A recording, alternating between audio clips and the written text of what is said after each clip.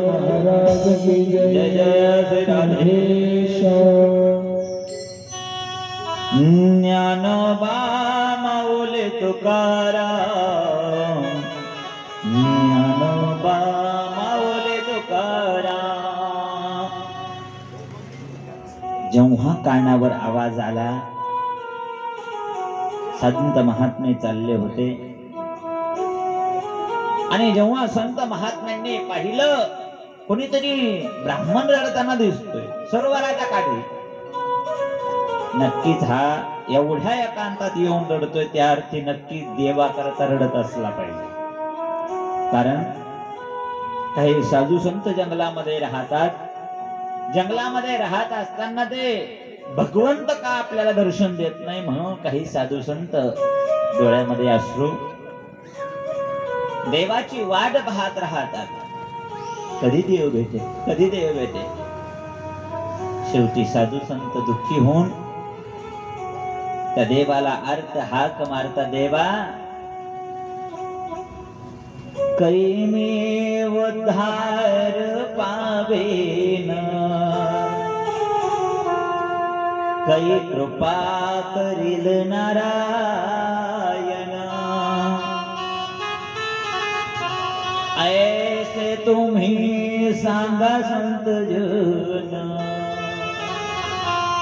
करा समाधान चित्त माझे। देव भेट देईल का?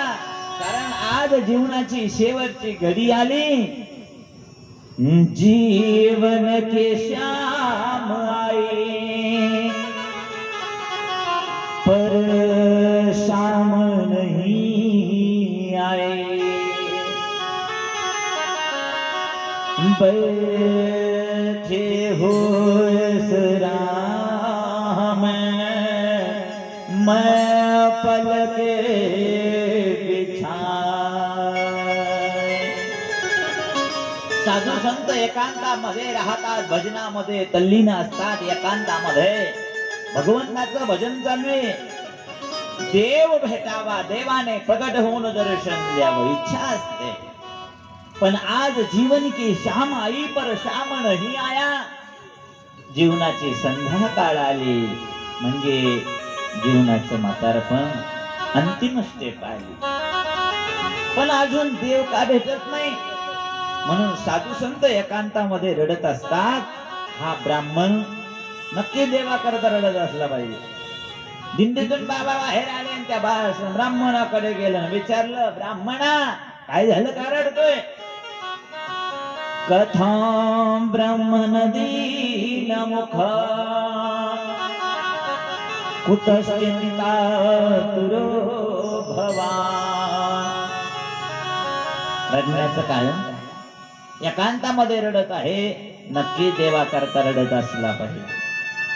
आत्मदेवाने सांगितलं, बाबा मी देवा करता रडत नाही, मग कशा करता रडतो? बाबा मला मुलबाळ नाही म्हणून रडतो। मुलबाळ नाही?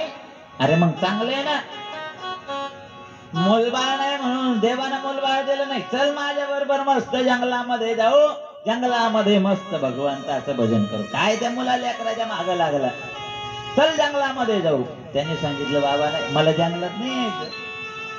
मग मुलबाळ नाही म्हणून मी आत्महत्या करण्याकरता जंगलात आलो। आत्महत्या करण्याकरता?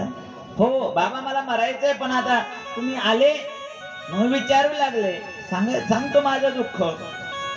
घरामध्ये एक गाय आहे, तिला लहानाची मोठी झाली, मोठी होऊन म्हातारी झाली, पण गाईला वासरू नाही। सगळं दुःख त्या ठिकाणी सांगितलं आणि त्या बाबांनी सांगितलं, अरे आत्मदेवा थांब, तुझं भविष्य सांगतो मी। हातावरल्या रेषा पाहिल्या, मस्तकावरल्या रेषा पाहिल्या आणि बाबांनी सांगितलं, अरे आत्मदेवा एका जन्माचं सोड, या जन्माचं सोड, पण तुझ्या पुढच्या 7 जन्माचं मी भविष्य पाहिलं. सांगा ना बाबा भविष्य काय? त्या बाबांनी सांगितलं या जन्माचं सोड, पण तुझ्या पुढच्या 7 जन्मात सुद्धा तुला मुलबाळ होणार. पुढच्या 7 जन्मात सुद्धा तुझ्या नशिबात पुत्र योग नाही, मुलाचा योग नाही. असं म्हणल्याबरोबर तर आतमध्ये अजूनच का हो पडून रडू लागला. बाबा माझं दुःख याच जन्माचं होतं, एकाच जन्माचं होतं, पण माझं एकपट असलेलं दुःख तुम्ही भविष्य सांगितलं, 7 पट वाढवलं. एवढं माझं दुःख वाढवलं. धरले बाबाचे पाय आणि बाबाच्या पायावर डोकं आपटू लागला. बाबाच्या पायावर डोकं आपटू लागला. आणि जेव्हा बाबाच्या पायावर डोकं आपटू लागला, बाबा मला माहिती तुम्ही ज्ञानी, मला माहिती तुम्ही त्या ठिकाणी भक्ती करणारे, मला माहिती तुमच्याकडे अधिकार आहे. माझं एकपट दुःख तुम्ही 7 पट वाढवलं. मी तुमच्या पायावर डोकं आपटून त्या ठिकाणी प्राणत्याग करणार. मी प्राणत्याग केले की तुम्हाला बालहत्या लागणार, तुम्हाला बालहत्याचं पाप लागणार. एकतर मुलबाळ द्या, नाहीतर बालहत्याचं पाप घ्या. मला माहितीये तुम्ही अधिकार संपन्न आहे, तपस्वी महात्मे. बाबांचे पाय धरले, पायावर डोकं आपल्याला सुरुवात केली. आत्मदेवाने बाबा म्हणले बरं चाललो होतो रस्त्याने दिंडीत, कुठून अवदास सुचली याच्याकडे आलो, आता अडकलो ना, आता हा जाऊ दे ना, पायच सोडी ना. पायावर डोकं आपल्याला सुरुवात केली. तुमच्या पायावर डोकं आपटून आपटून प्राणत्याग करेल, तुम्हाला बालहत्याचं पाप लागणार. ब्राह्मण हत्या, तुम्हाला ब्राह्मण हत्याचं पाप लागणार. ब्राह्मण हत्या लागल नाही तर नसल पाहिजे ब्राह्मण हत्याचं पाप. मला मुलबाळ द्या. संत हृदय नवनीत समान, संतांचं हृदय असं नवनीता होऊनही मऊ असतं. दुसऱ्याचं दुःख त्या ठिकाणी पाहिलं की संतांचं हृदय नवनीतासारखं पगळत असतं. दुसऱ्याचं दुःख पाहिलं, आत्मदेवाचं दुःख पाहिलं, बाबांना अतिशय त्या ठिकाणी करुणा आली, दया आली. बाबांनी आपल्या झोळीमधलं एक फळ काढलं आणि मंत्र मारले, अभिमंत्रित केलं आणि हातामध्ये दिलं, जा तुझ्या पत्नीला फळ खाऊ घाऊ 1 वर्षापर्यंत त्या ठिकाणी नियम पालन करावे लागेल. काय काय नियम त्या ठिकाणी सांगितलं की 1 टाइम जेवण करायचं, खोटं बोलायचं नाही आणि बरेच नियम सांगितले. हा आत्मदेव धावत पळत आला आणि घराजवळ आल्याबरोबर ओरडू लागला, अगं ऐकलं का, अगं ऐकलं का. आली ना धुंदुली बाहेर, काय म्हणता, बाबांनी फळ दिलं. फळ बाबांनी अभिमंत्रित केलं, करून फळ दिलं. बाबांनी सांगितलं 1 वर्षात पाळणा हलणारे, घरामध्ये मुलगा होणारे, काळजी करू नका आता आणि जा. फळ बाबांनी दिलेले, आता हे फळ लवकरात लवकर खाऊन घे. बाबांनी सांगितलं होतं फळ खाऊ घाल आणि त्याने सांगितलं तुझ्या हातात फळ घ्या, आता तू खा. विश्वास होता, विश्वास. पण धुंदुलीला विचार केला. शेजारीन आली, शेजारीन, आणि शेजारणीला सोबत चर्चा सुरू झाली. शेजारणीने सांगितलं, अगं बाई बाबांनी फळ दिलेलं आहे, मुलबाळ होणार आहे म्हणून. शेजारी म्हणले, बाई अतिशय चांगलं झालं, देवाने कृपा केली, देवानं तुमचं कारण ऐकलं, लवकर फळ खाऊन घे. धुंदुली म्हणले, अगं ते नाही ग, फळ खायचे काय हरकत नाही, पण माझ्या समोर प्रश्न आहे. बाबांनी सांगितलेलं आहे दिवसातून 1च टाइम जेवायचं, 1च टाइम. मग शेजारी म्हणले, अगं मग काय होतं 7-8 महिने 9 महिने तुला 1 टाइम जेवायला. तिनं सांगितलं, अगं मला 4 वेळेस जेवल्याशिवाय पोट भरत, 4 वेळेस खायची सवय मला. अगं 1च टाइम जेवायचं, पोटभर जेवायचं. दुपारच्या वेळेस शेजारणीनं समजावून सांगितलं. ती म्हणली, अगं जेवणाचं होईल ग, पण माझ्या समोर पुढचं संकट. पुढचं कोणतं? जर मला दिवस राहिले, माझं जर जेवण कमी झालं, 1 टाइम खाऊन खाऊन मी वाळून जाईन, घरातलं काम कोणी करायचं? घरातलं काम कोण करणार? शेजारणीने सांगितलं तुझ्या 2 नंदा आहे ना, त्यांना आताच बोलून घे, वर्षभर थांबतील तुझी सेवा करायला. धुंदुलीने सांगितलं त्या नंदाचं नाव काढू नको. त्या नंदा रक्षाबंधनला येतात, दिवाळीला येतात, ववाळीला येतात आणि आल्या का साखर घेऊन जाईन, शेंगदाणे घेऊन जाईन, डाळी घेऊन जाईन. आणि जर आता घरामध्ये राहिल्या वर्षभर सगळे घर रिकाम करून टाकील. त्याच्या करता एकही नंदा बोलवायची, एकही नंद बोलवायची नाही.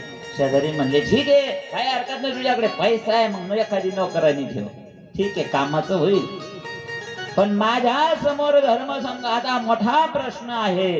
जेव्हा मला 7वा 8वा महिना सुरू होईल, तेव्हा पोट मोठं होईल, मला चालता यायचं नाही. आणि जर यदा कदाचित मी घरात झोपलेले असले आणि अचानक जर भूकंप आला आणि घर हलायला लागलं, भांडे कुंडे पडते, घरातल्या वस्तू पडते, माणसं घाबरले का माणसं पडून जातील, मला चालता येणार नाही, मला पळता येणार नाही, मला त्या भूकंपामध्ये मरावं लागेल, त्याच्याकरता मी फळ खाणार. शेजारणीने सांगितलं बाई असं काही तर्क वितर्क करू नको. पण एवं कुतर्क योगेन तत्फलम नैव भक्षितम, असे वेगवेगळे कुतर्क करू लागले. पण तिनं फळ खाल्लं नाही. आपल्या बहिणीला निरोप पाठवला. दुसऱ्या दिवशी सख्खी बहीण आली. धुंदुलीची सख्खी बहीण धुंदुलीपेक्षा मोठी, ती धुंदुलीपेक्षा 4 पावलं पुढली होती. बहीण आली, बहिणीला सांगितलं अगं बाबांनी फळ दिले, बाबांनी सांगितलं 1 वर्षानंतर मुलगा होणार आहे, तू काळजी करू नको.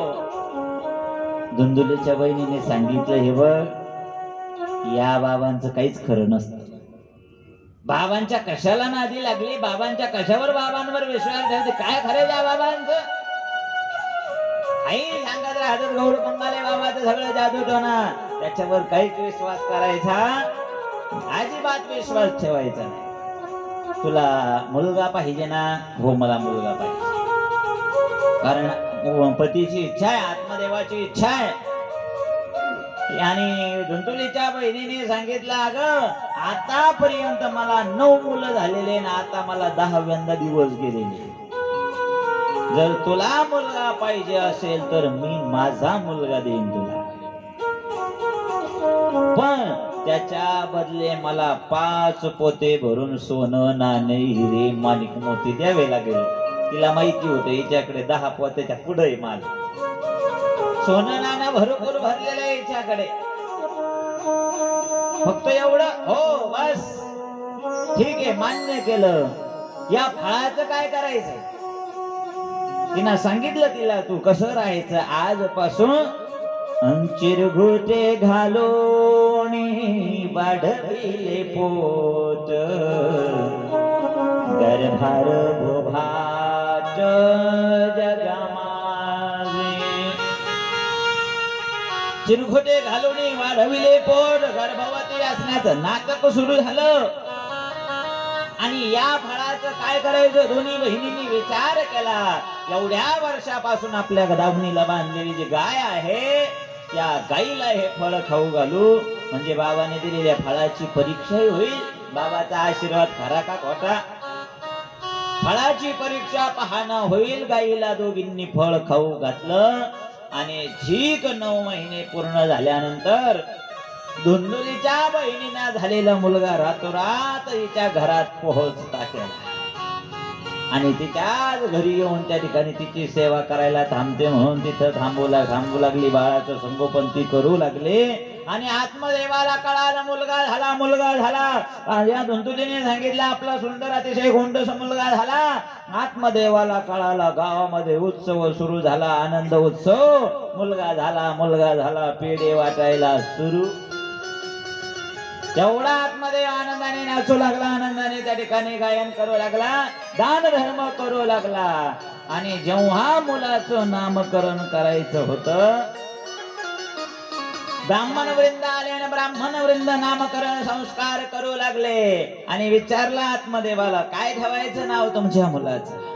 आत्मदेवाने सांगितलं माझं नाव आत्मदेव आहे, माझ्या मुलाचं नाव माझ्या नावावरून परमात्मदेव ठेवायचे. तेवढ्यात धुंदुली ओरडली ना तिकून, काय कळतं का तुम्हाला? 9 महिने मी पोटात सांभाळलं,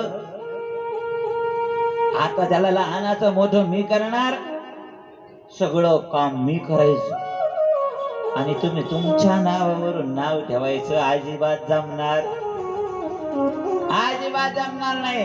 माझ्या नावावरून मला माझ्या मुलाचं नाव ठेवायचं. माझं नाव आहे धुंदुली आणि माझ्या मुलाचं नाव ठेवणार मी धुंदुकारी. आत्मदेव म्हणला तू म्हणशील तस. नाव ठेवण्यात आलं धुंदुकारी. आणि ठीक 3 महिन्यानंतर जी अंगणामध्ये वांज बांधलेली गाय आहे, त्या गायीला सुद्धा वासरू न होता मुलगा झाला, मुलगा. आणि काही त्या मुलाचे कान गायी सारखे असल्यामुळे त्या बाळाचं नावच गोकर्ण असं ठेवण्यात आलं. बोलिये गोकर्ण महाराज की. गोकर्ण अतिशय ज्ञानी आहे, विद्वान आहे. म्हणतात बाळाचे पाय पाळण्यात दिसतात. लहानपणीच बाळ पुढं कसा बनणार आहे लहानपणीच कळतं. आणि जेव्हा गोकर्ण पंडितो ज्ञानी धुंदुकारी महाखल, जो गोकर्ण आहे सकाळी पहाटे उठतात आणि पहाटे उठवून स्नान करतात. गंगेमया तुंगभद्रा नदीमध्ये स्नान करून मंदिरामध्ये जातात. संध्या करतात. संध्यावंदन झालं, आपल्या आई वडिलांचं दर्शन घेतात. रोज त्यांचा नित्यक्रम. आणि हा जो धुंदुकारी ना रात्रभर जागा असतो, रात्रभर जागा. आणि तुकार मुलांच्या नादी लागला. तुकार मुलांच्या चोरी करणारे, लबाड्या करणारे, खोड्या करणारे, मदिरा प्राशन करणारे, अशा वाईट मुलांच्या संगतीमध्ये त्या ठिकाणी लागला. आणि संगती संग दोषा. जशी मानव संगती करत असतो तसा माणसाचं जीवन बदलत असतं, घडत असतं आणि बिघडत पण असत. एखाद्या तंबाखू खाणाऱ्याचा जर मुलगा तुमचा सोबत राहिला 1-2 वर्ष, तर त्याला कशी तंबाखू मळायची शिकवावी लागत नाही. कधीतरी तो सगळ्यांची नजर चुकून तंबाखू खातो. बिडी पिणाऱ्याच्या सोबती 2-4 वर्ष आपला मुलगा राहिला, नक्कीच बिडी पिल्याशिवाय राहत नाही. एखाद्या भजनाच्या संगतीत राहिला तर मोडका तोडका अभंग म्हणल्याशिवाय राहत नाही. संगतीनं त्या ठिकाणी जीवन घडतं सुद्धा, संगतीनं जीवन बिघडतं सुद्धा. संगती संग दोषा. संगती चांगल्यांची करा, संतांची संगती करा, सज्जनाची संगती करा, कारण ती संगती आपलं जीवन बदलणार आहे. संगत के संग लागे रे, तेरी अच्छी बनेगी. संगत के संग लागे रे, तेरी अच्छी बनेगी. संगत के संग लागे रे, तेरी अच्छी बनेगी. संगत के संग लागे रे, तेरी अच्छी बनेगी. संगत के संग लागे रे, तेरी अच्छी बनेगी. संगत के संग लागे रे, तेरी अच्छी बनेगी. संगत के संग लागे रे, तेरी अच्छी बनेगी. संगत के संग लागे रे, तेरी अच्छी बनेगी. अच्छी बनेगी तेरी बिगड़ी बनेगी. अच्छी बनेगी तेरी बिगड़ी बनेगी. अच्छी बनेगी तेरी किस्मत जगेगी. अच्छी बनेगी तेरी किस्मत जगेगी.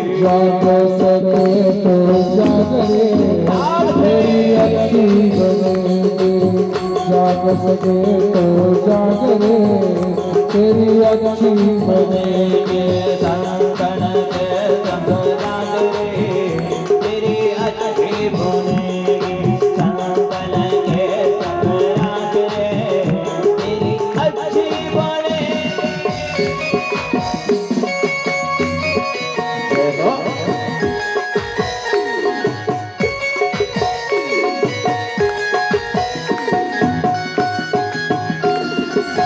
श्री राधे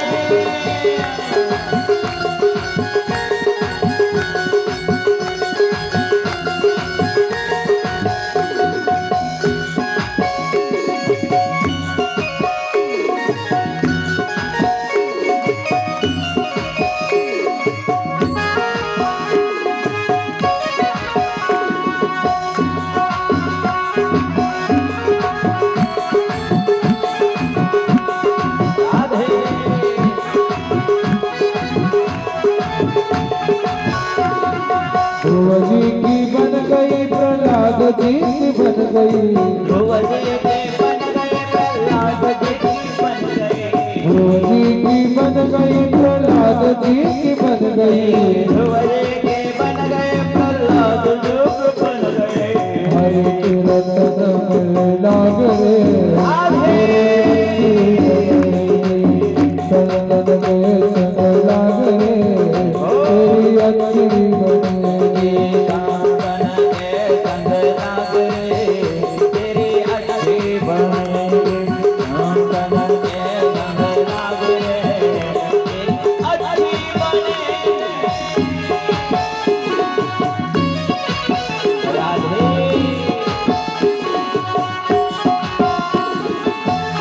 वाह वाह।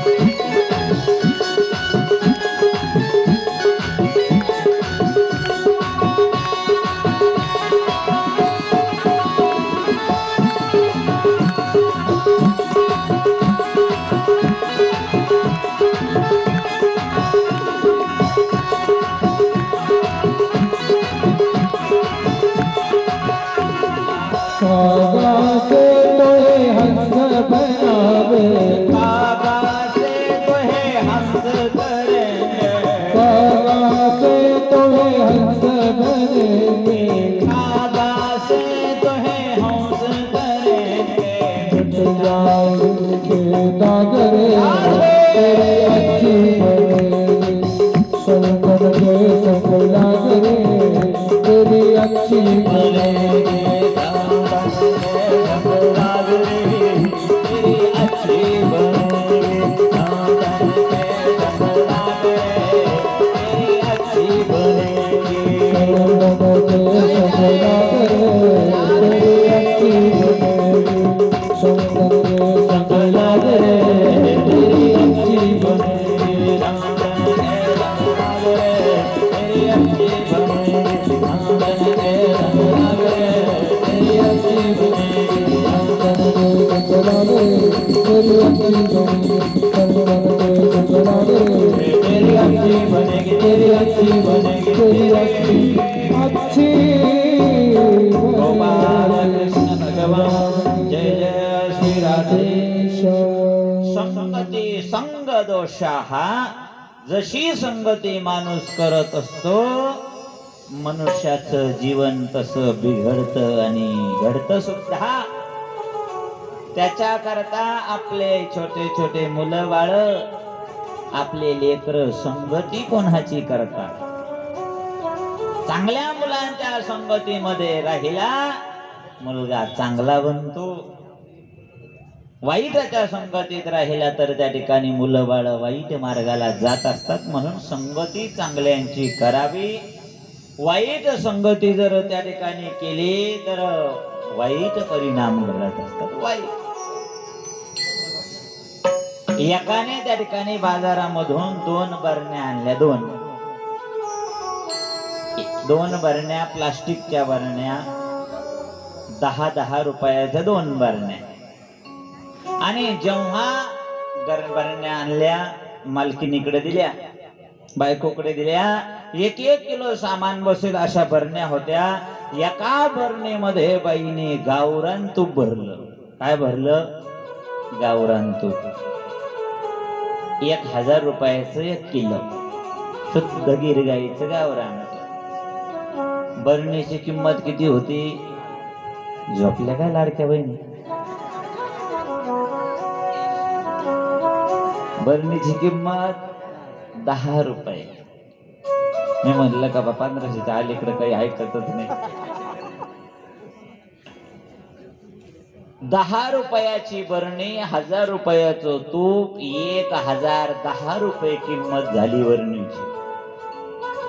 त्या बरणीला एका कपड्यामध्ये गुंडाळलं, कपाट उघडलं, कपाटाचा आतमधला कप्पा उघडला आणि त्याच्यामध्ये बरणी ठेवली. थाटात कपड्यामध्ये गुंडाळून ठेवली. एवढी आयटीत बरणी भरा त्या कप्प्यात बसली. तिला ऊन नाही, तिला तहान नाही, तिला थंडी सुद्धा नाही, पावसात सुद्धा भिजायचं काम नाही. आणि थाटात बाहेर निघते कधी? जेव्हा एखादा जवळचा पाहुणा आला. जवळचा पाहुणा आला आणि पुरणपोळीचा बेत केला. जवळचा पाहुणा म्हणजे माहेर काढला. इकडच्याला पुरणपोळी नाही, इकडच्या चपात्या भाकरीवर राहतात. जवळचा पाहुणा आला माहेरा काढला का मग बरणी थाटात बाहेर येते. 5 मिनिटाकरता तिच्यातून वाटी भर तूप बाहेर काढायचं आणि पुन्हा बरणीचं झाकण बंधन. पुन्हा आतमधल्या कपाटात, आतमध्ये ऊन नाही, तहान नाही, ऊन पाऊस नाही, काहीच नाही. एवढी थाटात पंजीची जोडीदारीन होती ना दुसरी, ती केवढ्याची होती? 10 रुपयाला. काही समजत नाही तुम्ही. 10 रुपयाची बरणी, त्याच्यामध्ये त्या बाईनं 1 किलो मीठ टाकलं. काय टाकलं? मीठ. मिठाची किंमत 20 रुपये आणि बरणीची 10 किती झाली? 30 रुपये.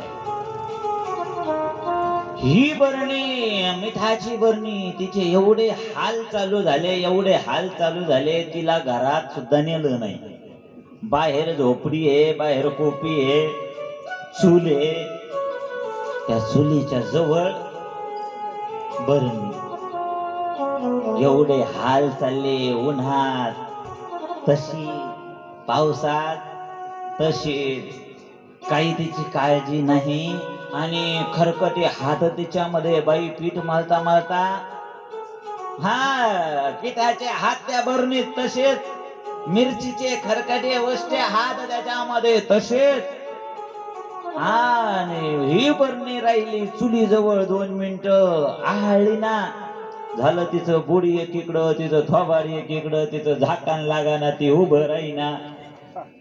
असे हाल त्या बरणीचे, असे हाल त्या बरणीचे.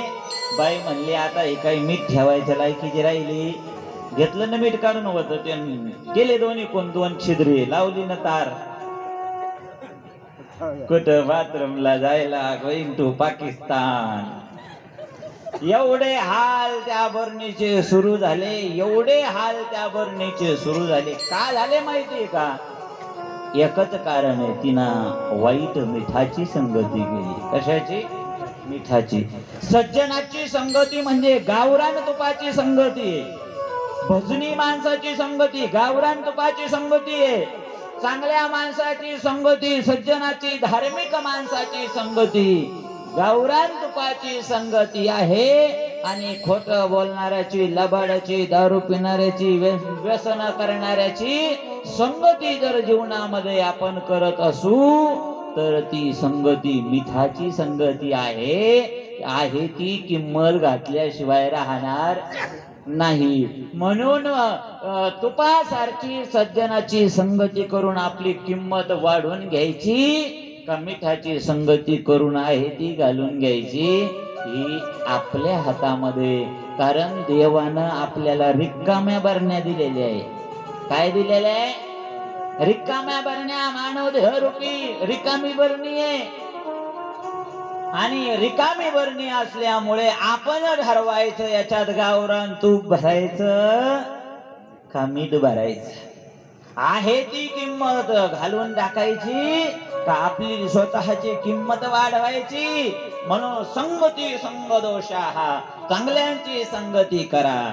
आज या ठिकाणी धुंदुकारी लहानपणापासून वाईट मुलांच्या संगतीमध्ये जाऊ लागला, त्याचं जीवन वाईट झालं. आणि हा जो गोकर्ण महाराज आहे, सज्जन माणसाच्या संगतीमध्ये राहिल्यामुळे जीवन संताचं झालं, संताचं. म्हणून ते संत बनले, संत. धुंदुकारी लहानपणीत लहान लहान मुलांसोबत त्या ठिकाणी खेळायला जायचा, चोऱ्या करायचा, लबाड्या करायचा आणि लहान लहान मुलांना खेळता खेळताच विहिरीत फेकून द्यायचा. कधी खेळता खेळता त्यांचे गळे कापायचा. असा विचित्र असलेला हा धुंदुकारी जेव्हा थोडा मोठा झाला, वाईट माणसाच्या संगतीत लागला, चोऱ्या करू लागला आणि डाका टाकू लागला आणि व्यसन मदिरा प्राशन करू लागला, दारू पिऊन घरामध्ये येऊ लागला आणि धिंगाणा करू लागला. आत्मदेवाला कळालं. आत्मदेवाने आपल्या मुलाला उपदेश दिला, बाबा अरे आपण ब्राह्मणाच्या कुळात जन्माला आलेलोय. ब्राह्मणाने बीडीचं सुद्धा व्यसन करता कामा नये. तू घरामध्ये मदिरा प्राशन करून येतो, घरामध्ये रात्रंदिवस कलह, भांडण, धंदा, वाद विवाद करू लागला. मुलाला समजवण्याचा प्रयत्न केला, पण आज मुलगा हातात राहिला नव्हता, हातातून बाहेर गेलेला होता. त्याने लाकूड काढलं बापाला मारण्याकरता. मी करतोय ते बरोबर करतो, मला अडवायचं नाही आजपासून. आणि जेव्हा काठी घेऊन माग लागला, आत्मदेवाने घरात सोडलं आणि आत्मदेव निघून गेले. जंगलामध्ये जावं आणि आत्महत्या करावी असा विचार आत्मदेवाने केला. अगोदरही आत्महत्या करायला निघाला होता, मूलबाळ नाही म्हणून. आता दुसऱ्यांदा आत्महत्या करण्याकरता निघाला. देवा असा मुलगा का दिला म्हणून. किती जीवन अवघड.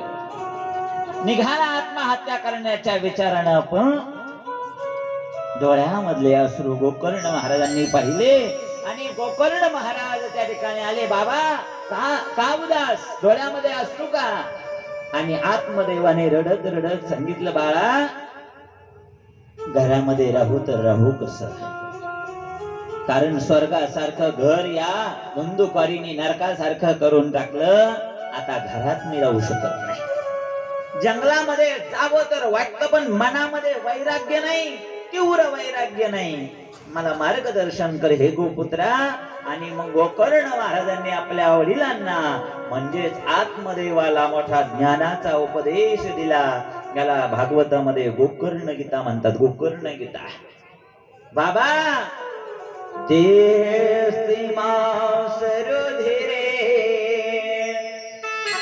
भीमत्यो त्यजत्वा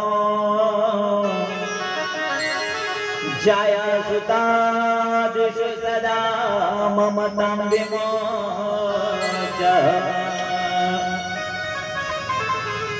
पश्यानिशा जगदिदा क्षणभङ्गुनिष्ठा वैराग्य राग रसिको भव भक्तिनिष्ठ. मोठा उपदेश दिला गोकर्ण महाराजांनी आत्मदेवाला. बाबा देह अस्ति मांस रुधिर अभिमतीम त्यजत्वं. बाबा एवढे तुम्ही दुःखी झालात, एवढे उदास झालात, पण बाबा एकदा विचार करा ना, विचार करा. या जगामध्ये सगळ्यात सुखी कोण आहे? कोण आहे जगामध्ये सुखी? जगे सर्व सुखी असा कोण आहे? विचारी मना तुझी शोधुनी पाय. बाबा, या जगामध्ये सुखी कोणीच नाहीये. प्रत्येकाला वाटतं सुख दुसऱ्याकडे.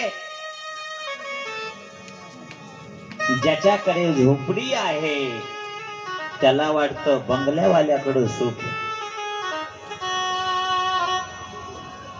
ज्याने जो बंगल्यात राहायला गेला तो म्हणतो आपला खेड्यात नको होता, वाळूज मध्ये पाहिजे होता. त्याला तिथं सुख नाही. ज्याने वाळूज मध्ये बंगला घेतला तो म्हणतो आपला पुण्यात पाहिजे होता. ज्याने पुण्यात घर घेतलं तो म्हणतो मुंबईत पाहिजे होता. प्रत्येकाला वाटतं आपल्यापेक्षा वरच्याला सुख आहे. प्रत्येकाला वाटतं आपल्यापेक्षा वरची पोस्ट त्याला सुख जास्त आहे. पण जर त्या ठिकाणी बारकाईने विचार केला, लोक कहे सुख राजा को भारी, राजा कहे सुख इंद्र को भारी, इंद्र कहे चतुरानन को सुख. प्रत्येकाला वाटतं, राजाला वाटतं आपण इंद्र व्हावं, इंद्राला वाटतं आपण ब्रह्मा व्हावं, ब्रह्माला वाटतं आपण विष्णू व्हावं. आपण त्या ठिकाणी लहान राहू नये. वरच्यात सुख आहे, मोठ्यात सुख आहे. पण हरी भजन बिना जीव दुखारी. संत म्हणतात भगवंताच्या भजनाशिवाय सगळेच दुःखी आहे. फक्त सुखी राम के दास, सुखी श्याम के दास. भगवंताचे दास जगामध्ये सुखी आहे. नाहीतर बघा ना, रस्त्यानं दोन जण फिरताना दिसतात, दोघांचं एकच दुःख आहे का? नाही. एकाला पोट भरायला काहीतरी पाहिजे म्हणून तो रस्त्यानं भीक मागत फिरतो, तोही रस्त्यानं फिरतो. आणि म्हणजे तो पोट भरण्याकरता फिरतो.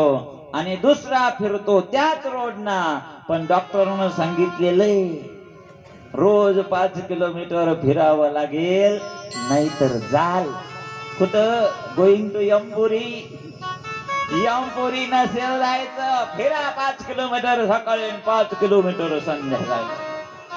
वजन कमी करा, पोट कमी करा, ढेरी कमी करा, डॉक्टरने सल्ला दिला म्हणून फिरतात.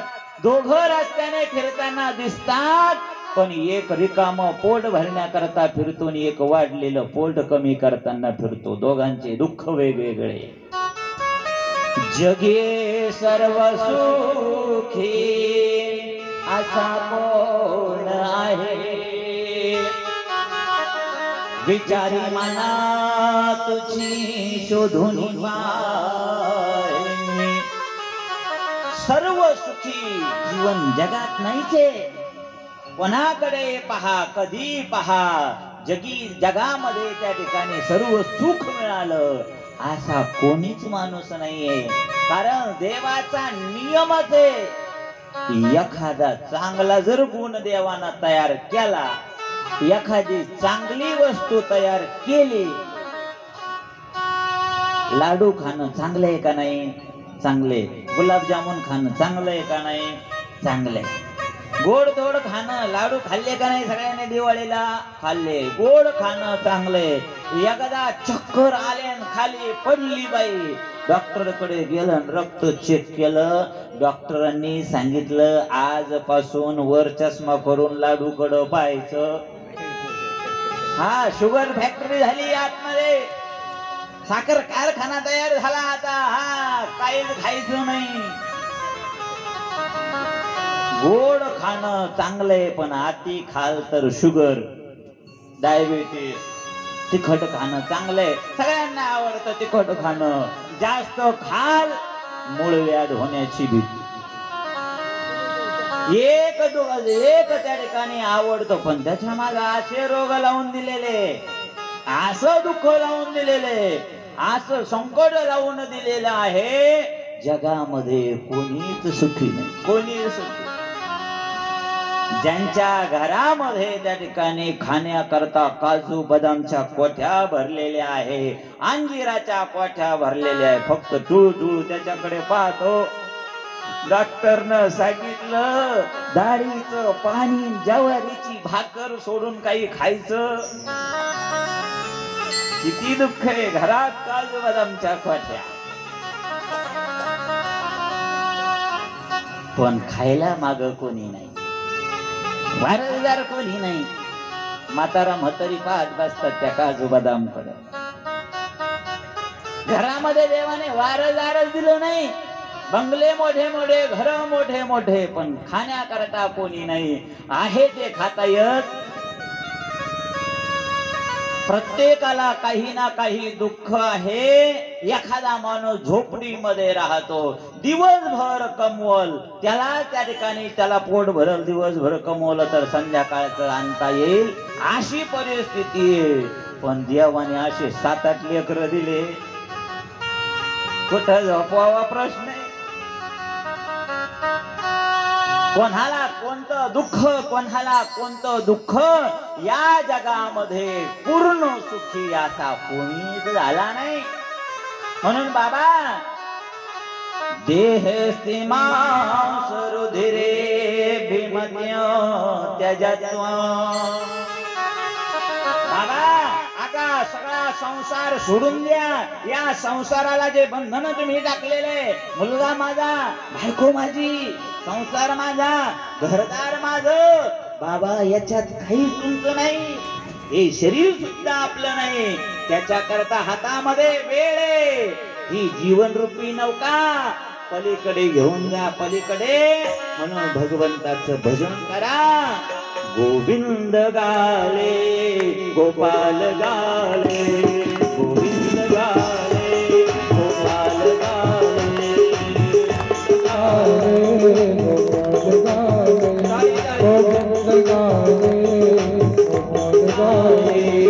गोविंद गाले गोपाल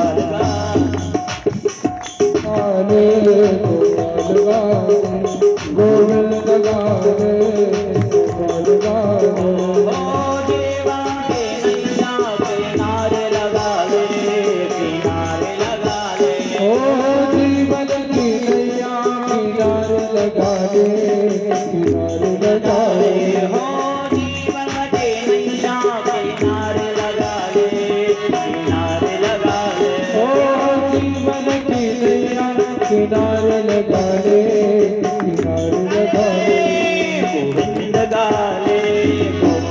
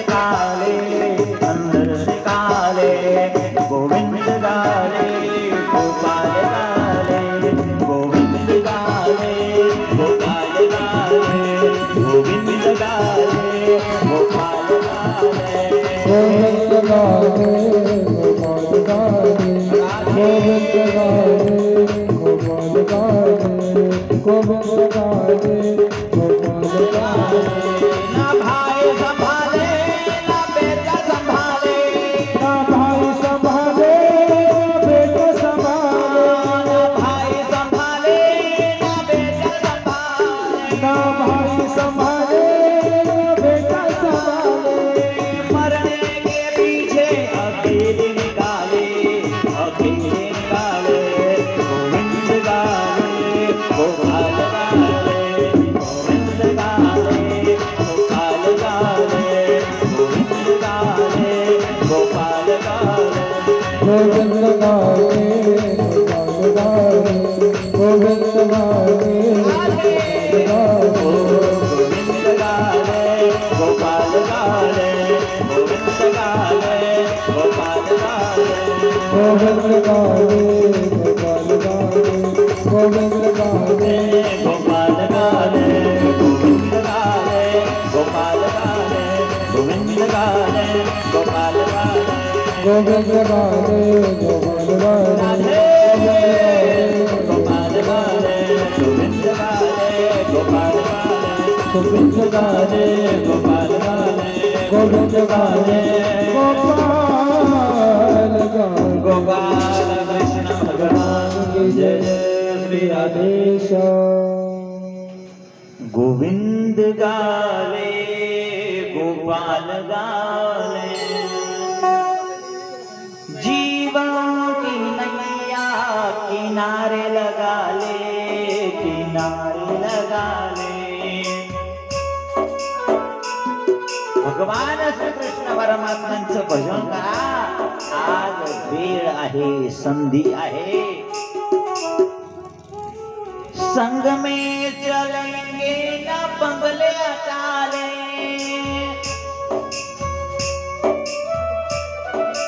हो मरने के पीछे अकेले निकाले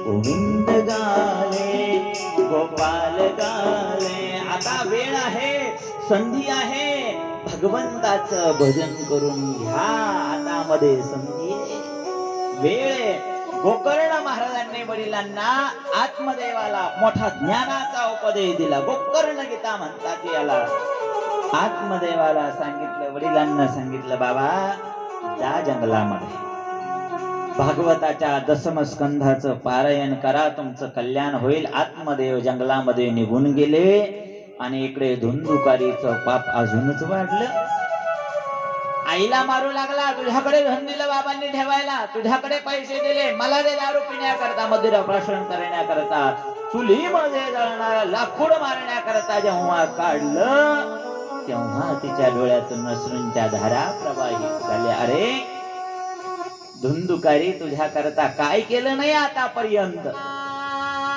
पश्चाताप झाला निघाली आत्महत्या करण्याकरता जंगलात अशी परिस्थिती झाली आज धुंदुलीची अशी परिस्थिती झाली आता मनामध्ये ती विचार करू लागले जर मी त्यावेळेस जर फळ खाल्लं असतं तर धुंदुकारी घरात आला नसता गोकर्ण माझा मुलगा असता या धुंदुकारीचा विषय आला नसता किती नशीब होतं बरं भारी नशिबाने समोर ताज मानलेलं होतं एका साधूची आई म्हणून प्रसिद्ध झाली असती एका साधूची एका महात्म्याची आई म्हणून जगामध्ये प्रसिद्ध झाली असती असं नशीब समोर आलं होतं पण योग्य वेळी योग्य सद्बुद्धी सुचली नाही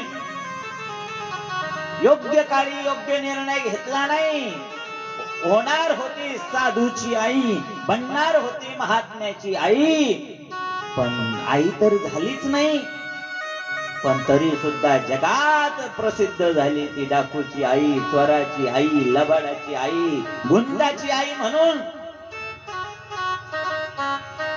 किती नशीब असत कसं प्रारब्ध असत आज ती पश्चातापाच्या अग्नीमध्ये जळू लागली पण आज हातात काहीच नव्हतं कबीरदासजी म्हणतात एकदा त्या ठिकाणी गाडी निघून गेल्यानंतर हात दाखवून फायदा राखण्याकरता जायचं जवारी पण एकदा दाणे खाऊन गेल्या चिमण्यान मग गोफन घेऊन राखून फायदा नाही ना कबीरदासजी म्हणतात जब चिडिया चुट गई खेत चिमण्या दाणे खाऊन गेले मग गोफन घेऊन फायदा काय योग्य वेळी योग्य सद्बुद्धी योग्य निर्णय घेता आला पाहिजे. धुंद्या धुंदुलीचा निर्णय चुकला आणि पुढचं आयुष्य चुकलं. या विहिरीमध्ये तिनं विहिरीमध्ये उडी मारून आत्महत्या केली. ज्यांनी साधूची परीक्षा पाहिली, साधूच्या फळाची परीक्षा पाहिली, त्यांना आत्महत्याशिवाय दुसरा मार्ग नाही. साधूचा अपमान, साधूच्या फळाचा अपमान, साधूच्या फळाची परीक्षा घेण्याचा अधिकार सगळ्यांना नाही. घरामध्ये एकटा धुंदुकारी गोकर्ण महाराज तीर्थयात्रा करण्याकरता निघून गेले आणि एकटा धुंदुकारी मदिरा प्राशन करून 5 वेश्यांना घरामध्ये आणून ठेवलं आणि वेश्यांनी सांगितलं आम्हाला धनदौलत आणून दे तर आम्ही राहू. राजाच्या घरी चोरी केली, राज खजाना फोडला, 4-5 पोते भरून सोनं हिरे माणिक मोती घरामध्ये आणले आणि 5 वेश्यांनी पाहिलं एवढं धन आणलं की आपल्या 5ही जणींच्या 4 पिढ्या बसून खातात. एवढं धन आणलं. आता हे धन घ्यायचं निघून जायचं, याच्याकडे थांबायचं कशाला. आता 5 वेश्या विचार करू लागल्या आणि निघाल्या धनाचे वाटे करून. पण पुन्हा 5 जणींचा विषय चर्चा सुरू झाली. अगं जर राजाने याला उद्या धरलं, त्याला जर उद्या 16वर दिलं आणि 16वर देण्याच्या अगोदर विचारलं कुठे धन, सांगीन ना आपला ऍड्रेस पत्ता, त्याला माहितीये. आणि जर का त्यांनी आपलं नाव सांगितलं, गेलंही गेलं दुपटनं गेलं, सगळंच जाईल ना. मग मधला रस्ता काढायचा. मधला कोणता मधला रस्ता? न रहेगा बास न बजेगी बासुरी, याच काम करायचं. 5 वेश्यांनी याला मदिरा पाजले, बाजूला बांधलं, हात बांधले, पाय बांधले आणि याला असं मदिरा पाजलेली होती, अशी मदिरा पाजलेली होती, काही सुचत नव्हतं, त्याला काही समजत नव्हतं. एक वेश्या घरामध्ये गेली, उशी आणली, नाका तोंडावर दाबली, पण हा ओरडू लागला वाचवा वाचवा, सोडवा, धावा, कोणीतरी वाचवा. तेव्हा वाचवा वाचवा ओरडू लागला. एक वेश्या घरामध्ये पळत गेली, चुलीमध्ये लाल बुंद हार होता, टोपल्यात भरला आणि येताने लाटणं आणलं, ओरडत होता वाचवा वाचवा. त्याच्या तोंडामध्ये हार लाटण्याने ठासून ठासून ठासून धरला. तडफडून धुंदुकारीचा प्राणांत झाला. तिथंच घरात खड्डा खोदला आणि तिथंच त्याला दाबलं. घराला बंद करून निघून गेल्या 5 वेश्या. या धुंदुकारीला त्या ठिकाणी मारल्यामुळं धनाचे वाटे करून त्या ठिकाणी निघून गेल्या. हा जो धुंदुकारी आहे, जीवनभर पाप केलं, त्यामुळे हा प्रेत योनीत गेला. प्रेत योनीत पिशाच बनला, त्या घरामध्ये राहू लागला. गोकर्ण महाराज तीर्थयात्रा करत करत करत आज आपल्या घरामध्ये आले. छोट्याशा घरामध्ये पहिली परिस्थिती, बरेच दिवस निघून गेलेले. आपण ज्या ठिकाणी लहानाचं मोठं झालो, त्याच घरामध्ये आज आपण थांबायचं.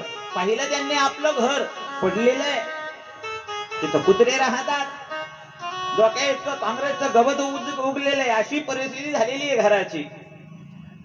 पण आपलं लहानपणाच्या आठवणी या जुन्या घरामध्ये आहे, म्हणून आज मंदिरात न थांबता इथं थांबावं असा विचार केला. थोडं गवत उपटलं आणि एक आपलं आसन टाकलं. संध्याकाळ झाली म्हणून संध्या वंदन करण्याकरता गोकर्ण महाराज बसले, डोळे बंद केले, भगवंताचं ध्यान करू लागले. आणि त्याच वेळेस घरामध्ये विचित्र आवाज यायला लागला. असा घरामध्ये विचित्र आवाज येऊ लागला. गोकर्ण महाराज विचार करतात, आपल्या घरामध्ये असा विचित्र आवाज येण्याचं कारण काय? गोकर्ण महाराजांच्या समोर एक त्या ठिकाणी रूप येतं, कधी डुकराच्या रूपात, कधी वानराच्या रूपात, कधी हत्तीच्या रूपात, अशा वेगवेगळ्या रूपामध्ये एक आकृती दिसायची. आवाज नाही, प्रेताला वाणी नाही, गोकर्ण महाराजांनी विचार केला, एक प्रेतात्मा दिसायला लागला, पण कोण आहे? हातामध्ये पाणी घेतलं आणि पाणी अभिमंत्रित केलं, प्रेतात्मा शिम पाडल्या बरोबर प्रेताला वाणी आली, वाणी. आणि प्रेताने सांगितलं, गोकर्णा मी दुसरं तिसरं कोणी नाही, तुझा भाऊ ये. अहं भ्राता त्वदीयोऽस्मि धुंधुकारते नामतः स्वकीयेनैव दोषेण ब्रह्मत्वं नाशितं मया. मी दुसरा तिसरा कोणी नाही, तुझा भाऊ ये.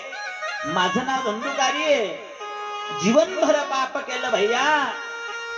ब्राह्मणाच्या कुळात जन्म भेटला, पण ब्राह्मत्व नाशितं मया. ब्राह्मण कुळामध्ये जन्म घेऊन सुद्धा स्वतःच कल्याण करून घेतलं नाही. एवढी अधोगती झाली, एवढं जीवनभर पाप केलं. आता पश्चाताप होऊ लागला, पण आता हातात काही राहिलं नाही. एका वेळेस 1000 विंचू चावल्यानंतर जशा यातना होतात, वेदना होतात, तशा प्रत्येक क्षणोक्षणाला मना वेदना होतात. एवढ्या महाभयंकर वेदना होत आहे की गोकर्णा, मी हात जोडून विनंती करतो, प्रार्थना करतो, या जगामध्ये तुझ्याशिवाय माझं कोणी रक्षण करता नाही. या जगामध्ये तुझ्याशिवाय मला बाहेर काढणार कोणी नाही. मला प्रेत योनीतून बाहेर काढ. गोकर्ण महाराजांनी सांगितलं, धुंधुकारी काळजी करू नको, मी काही ना काही त्या ठिकाणी उपाय करतो, आता जा. धुंधुकारी निघून गेला. गोकर्ण महाराज साधू संतांना विचारू लागले, माझा भाऊ प्रेत योनीमध्ये गेलेला आहे, कसा उद्धार होईल? उपाय सांगा, काहीतरी मार्ग सांगा. साधू संत म्हणले, तुमचा भाऊ मेलान प्रेत झाला, त्याचा उद्धार करायचा आहे. इथं जिवंत माणसाचा सुद्धा उद्धार लवकर होत नाही, तो तर प्रेत झालेला आहे, मेलेला आहे, कसा उद्धार होईल? आमच्याकडे नाही उपाय. ब्राह्मणांना विचारलं, कोणता उपाय? ब्राह्मण सांगू शकले नाही. गोकर्ण महाराज म्हणले, असं कसं होऊ शकतं? ज्या अर्थी या जगामध्ये एवढी महाभयंकर प्रेत योनी आहे, त्या अर्थी त्याचा कोणता ना कोणता मार्ग त्या ठिकाणी असेल उद्धाराचा. प्रेत योनीमधून मुक्त होण्याचा एखादा तरी मार्ग असेल, पण जगात कोणी सांगू शकत नाही. काय हरकत नाही. सूर्याचे उपासक असणारे गोकर्ण महाराज गेले ना तुंगभद्रा नदीमध्ये, आणि तुंगभद्रा नदीमध्ये त्या ठिकाणी स्नान केलं, आणि पूर्व दिशेला सूर्योदय झालेला आहे. तांबडा हातामध्ये जल घेतलं, अर्घ्यला. ओम खगाय नमः,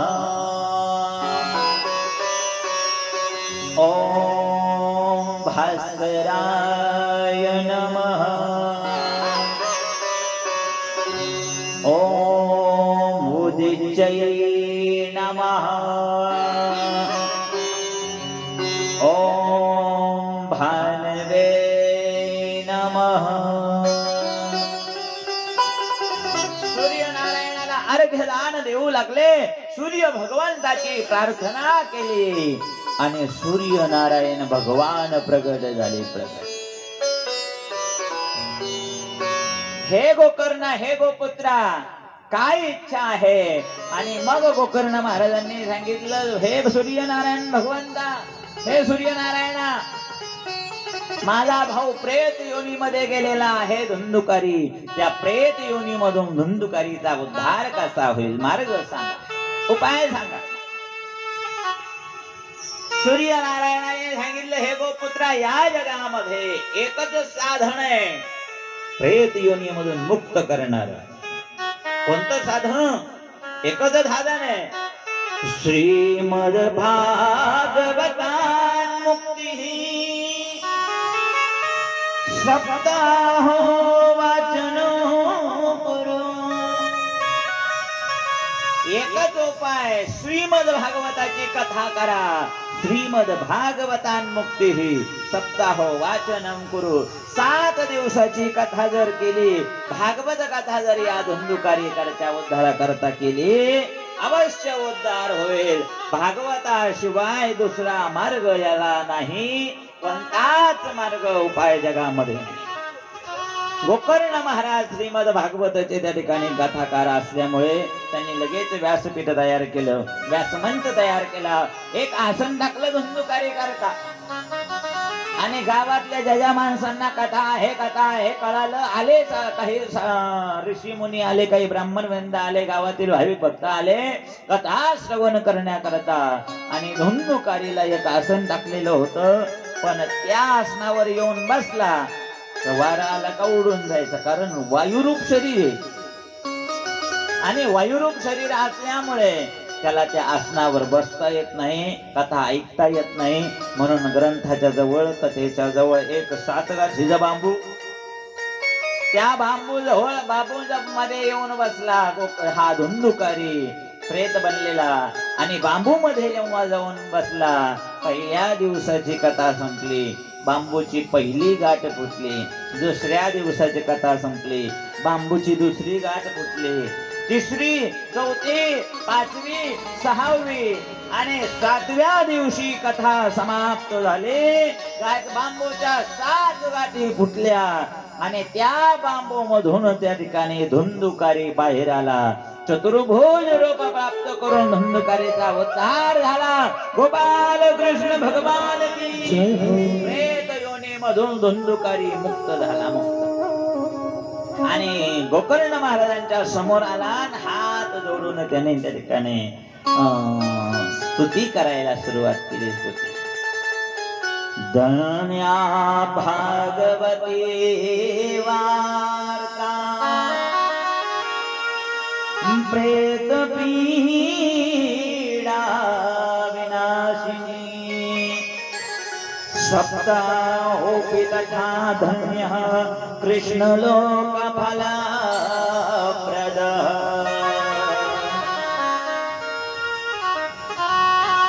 धन्य भागवती वार्ता, ही कथा खरोखर धन्य आहे. प्रेत पीडेमधून माझ्या कथेने उद्धार केला. या कथेला बंधन, कथेला प्रणिपात गोकर्ण महाराजांच्या समोर येऊन धुंदुकारी गोकर्ण महाराजांना बंधन करतो, भागवताची स्तुती करतो. आणि त्या उड्यामध्ये त्या ठिकाणी या धुंदुकारीला नेण्याकरता विमान आलं. विमान आल्याबरोबर पार्षद आले भगवंताचे आणि या धुंदुकारीला विमानामध्ये बसवलं आणि विमान निघालं ना. 9:30 रात्री विमान निघालं. पण विमान जात असता गोकर्ण महाराजांनी थांबवलं. थांबा. विमान किती आणलं? एकच आणलं. एकच का आणलं? आता किती जणांनी ऐकली? सगळ्यांनी ऐकली ना. मग विमान सगळ्यांकरता आणायला पाहिजे होते, एकच विमान का आणलं? त्या विमानामध्ये असलेल्या पार्षदांनी सांगितलं, गोकर्ण महाराज, श्रवणस्य विभेदेन फलभेदोऽत्र संस्थितः.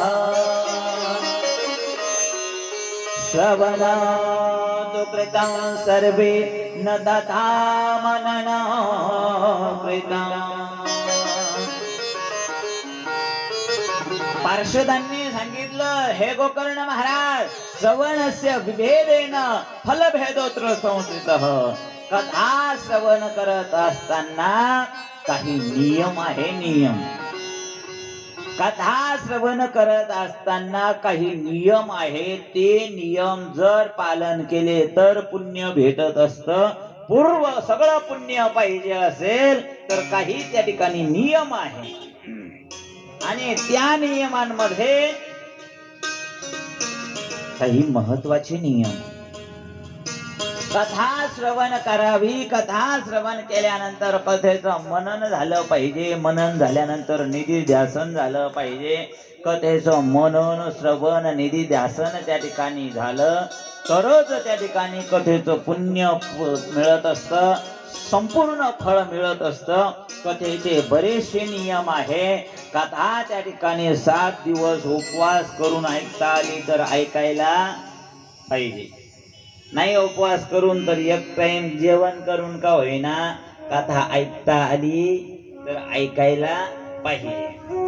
कथेचं जर आपल्याला पूर्ण पुण्य पाहिजे असेल तर कथेच्या मंडपात येऊन बसावं लागेल. तुम्ही म्हणत असाल आमच्या घराकडे भोंगे आहे आणि स्वयंपाक बनवता बनवता आम्ही ऐकू, पिक्चर पाहता पाहता ऐकू, व्हॉट्सअप फेसबुक चालवता चालवता ऐकू,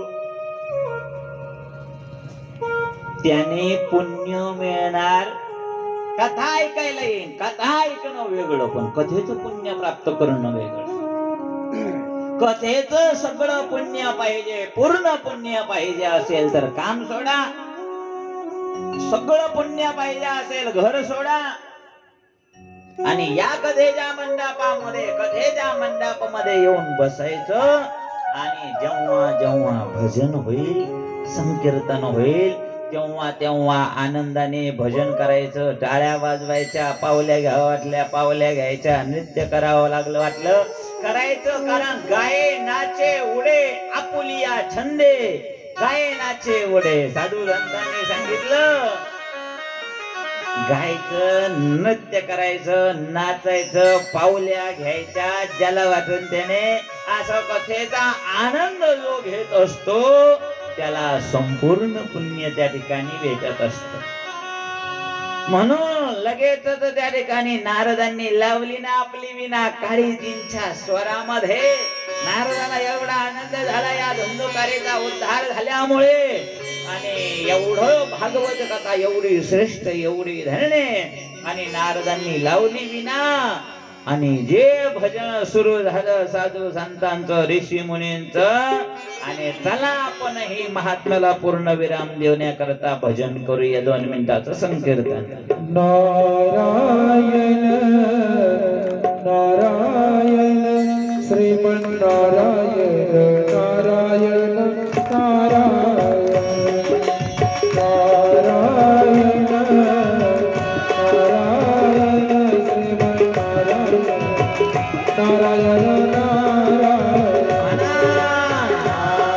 नारायण नारायण श्रीमन्नारायण नारायण नारायण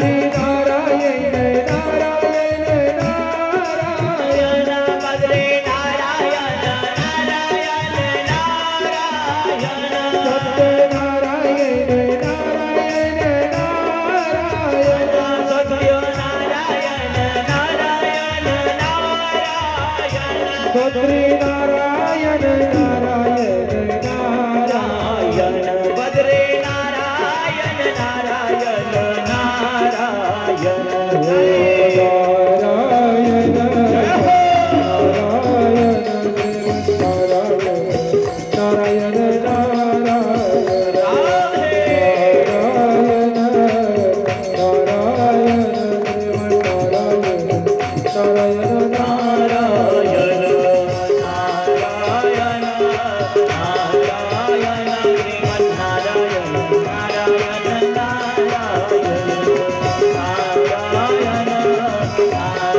श्रीमन्नारायण नारायण नारायण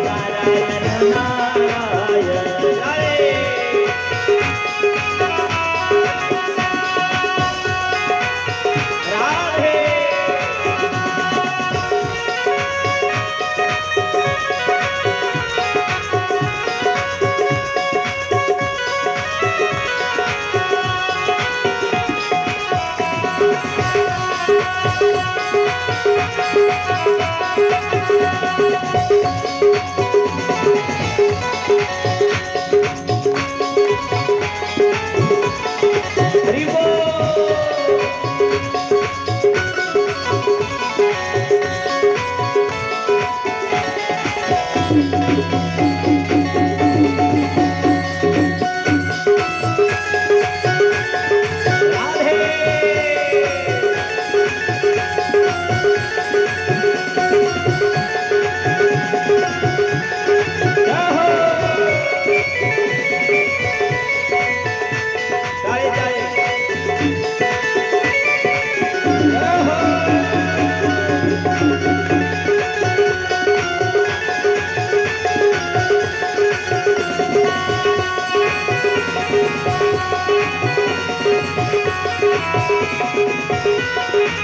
हरि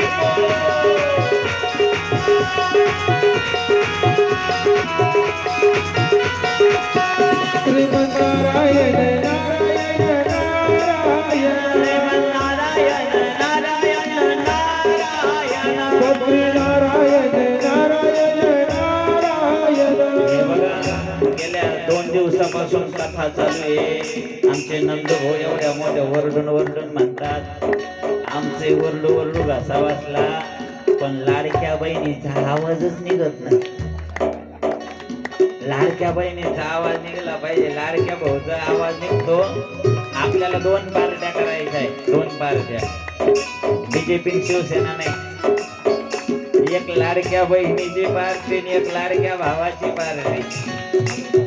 2 पार्ट्या करायच्या. सगळे माणसं तयार आहे ना मामा? वा, मामा तयार. बाकी सगळे महिला मंडळी लाडक्या बहिणी तयार आहे ना? क्या बात आहे. पहिला आमचं झालं का नंतर माणसं म्हणत. सगळ्यांनी म्हणायचं बरं का, त्या करावं पोरांनी सगळ्यांनी पाठीमागं. नंतर महिला मंडळी. सत्यनारायण नारायण नारायण सत्यनारायण नारायण नारायण सत्यनारायण नारायण नारायण सत्य.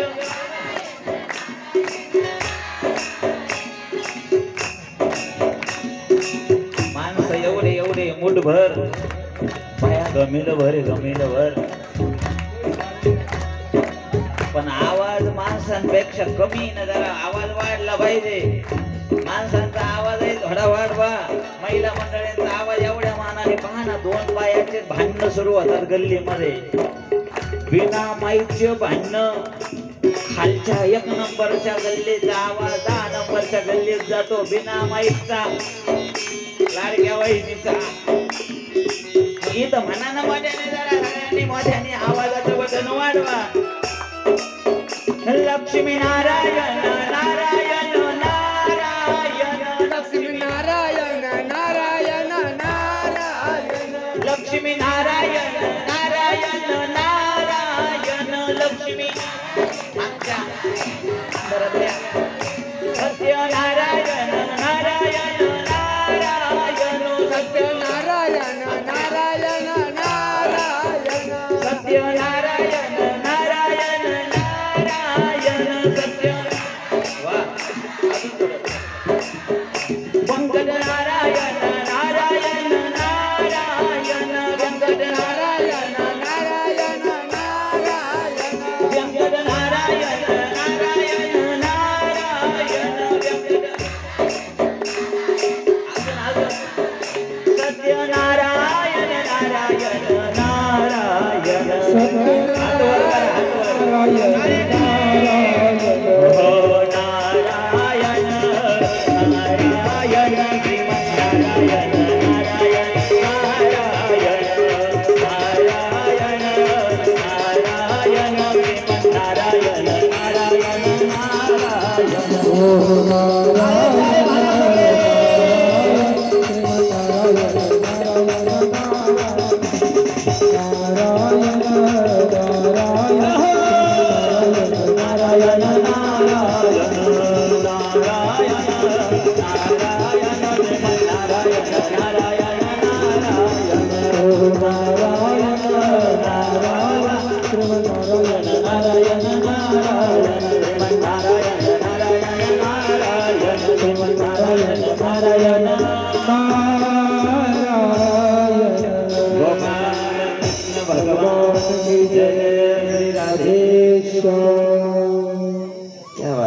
डोके भाऊ गरम झाले बस भगवंताचं भजन सुरू झालं, देवाचं भजन सुरू झालं. भगवान परमात्मांचं भजन त्या ठिकाणी केलं. कथेचं पूर्ण पुण्य पाहिजे असेल तर वेळोवेळी टाळी वाजून भजन करावं लागेल, नामस्मरण करावं लागेल. चला परत महात्म्य या ठिकाणी संपूर्ण झालं. श्रीमद भागवत कथेचा मूळ प्रसंग या ठिकाणी प्रारंभ होतो. हे महात्म्य सगळं कालचंच आहे, आज तर मूळ कथा अजून सुरू व्हायची आहे. पण चला, नैमिषारण्य पावन भूमीमध्ये सूत आणि शौनकांचा संवाद सुरू झाला आणि सूतजी महाराजांना त्या ठिकाणी शौनकादी ऋषींनी काही प्रश्न विचारले. मनुष्याचं कल्याण त्या ठिकाणी करण्याकरता एखादं शास्त्र आम्हाला सांगा. सूतजी महाराज त्या ठिकाणी सांगू लागले, आज मी तुम्हाला श्रीमद भागवत कथेच्या माध्यमातून तुमचे सगळे उत्तर देणार आहेत. तुमच्या प्रश्नांचं समाधान श्रीमद भागवताच्या माध्यमातून करणार आहे. पण शौनकादी ऋषींनी प्रश्न केला, श्रीमद भागवत कथा आम्हाला तुम्ही सांगणार, पण ती कथा निर्माण कोणी केली, लिहिली कोणी? आणि सूतजी महाराजांनी सांगितलं की ती कथा महर्षी वेदव्यासांनी निर्माण केली. महर्षी वेदव्यास कोण आहे? महर्षी वेदव्यास. एवढे ग्रंथ असताना का निर्माण करावे लागले त्यांना भागवत का? सांगा आम्हाला. आणि मग सूतजी महाराज महर्षी वेदव्यासांचं चरित्र सांगू लागले. द्वापारे समनो प्राप्ते तृतीये युग पर्वणे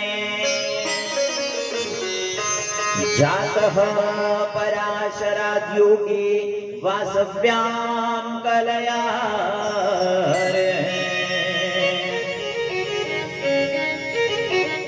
द्वापार युगाचा अंतिम काळ. ब्रह्मदेवाचे पुत्र वशिष्ठ, वशिष्ठांचे पुत्र शक्ती, शक्तीचे पुत्र पराशर ऋषी, पराशर ऋषी आणि सत्यवती पासून एक बाळ जन्माला आला, नाव व्यास. छोटासा बाळ जेव्हा जन्माला आला,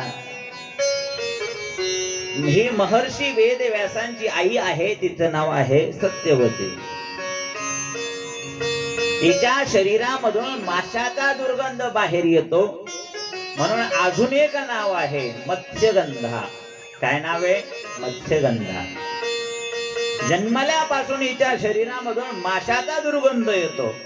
पण पराशर ऋषींसोबत त्या ठिकाणी भेट झाल्यानंतर तिने वरदान मागून घेतलं, माझा हा दुर्गंध बंद व्हावा आणि सुगंध यावा. माशाचा दुर्गंध त्या ठिकाणी पराशर ऋषींनी बंद केला आपल्या तपाच्या सामर्थ्याने. आणि आता माशाचा दुर्गंध बंद झाला आणि तिच्या शरीरातून दिव्य सुगंध बाहेर येऊ लागला. तो सुगंध 1 योजन पर्यंत दरवळू लागला, म्हणून हिला तिसरं नाव प्राप्त झालं, योजनगंधा. काय नाव? योजनगंधा. सत्यवती, मत्स्यगंधा आणि सत्यवती, योजनगंधा हे 3 नाव आहे. छोटासा महर्षी वेदव्यास, छोटासा बाळ. पराशर ऋषीने विचारलं, बाळा तुला आई सोबत राहायचं का माझ्या सोबत चालायचं? व्यासजींनी विचार केला, आई सोबत राहिलो तर नाव चालवावे लागेल, कारण धिवर कन्या आहे, कोळ्याची कन्या आहे. नाव चालवण्याचं काम करते, मासे धरण्याचं काम करते, म्हणून नाव चालवावी लागेल. आणि वडिलांसोबत जर गेलो तर 4 ज्ञानाच्या गोष्टी प्राप्त होतील. म्हणून आईला वंदन केलं आणि आईला सांगितलं, मला बाबांसोबत जायचं, वडिलांसोबत जायचं. सत्यवती आई रडू लागली, बाळा तुझ्या विराहामध्ये त्या ठिकाणी मी कसं जगायचं? महर्षी वेदव्यासांनी सांगितलं, आई मी जरी चाललो असेल तरी मी आज या ठिकाणी तुझ्या चरणाची शपथ घेतो. वचन देतो, ज्या वेळेस माझी आठवण काढशील, जगामध्ये कुठेही असो, ध्यानात असो, तपस्यामध्ये असो, कोणत्याही महत्वाच्या कामात असो, फक्त माझी आठवण कर.